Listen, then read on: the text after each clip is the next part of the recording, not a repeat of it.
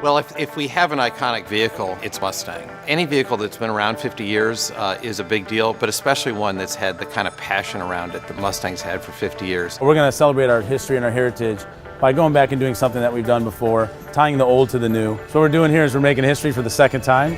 We're putting a Mustang GT convertible on the top of the Empire State Building. The process started with, okay, what is the difference between 1964 Mustang and the 2015 Mustang? The car is actually bigger, longer and wider than what it was in 1965. Remember, Empire State Building is exactly how it was 50 years ago. So we have a significant challenge. The actual car itself will be cut into 6 different pieces. The whole goal is to not make it look like you actually had to cut the car up, but we have to cut the car into pieces because we only have an elevator that's 36 inches wide, and the entire car needs to get into that elevator.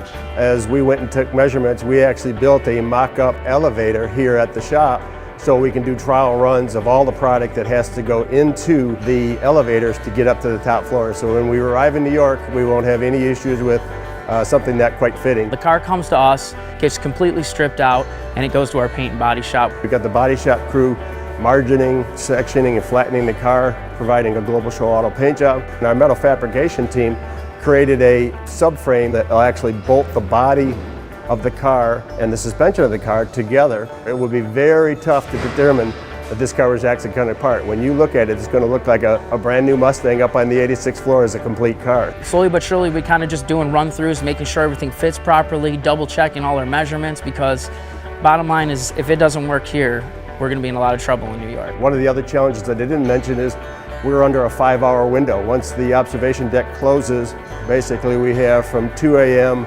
to 7 a.m. to get this car assembled, put together, and our dunnage carts out of the way. It's amazing that people are as excited about the new Mustang as they were about the original in '64. We as a company, as Ford Motor Company, are very dedicated to the Ford Mustang. We're committed to this car. We're committed to the next 50 years, not only celebrating the 50 that we've already had, and really to say to all of our fans over the 50 years, thank you, and we look forward to another 50.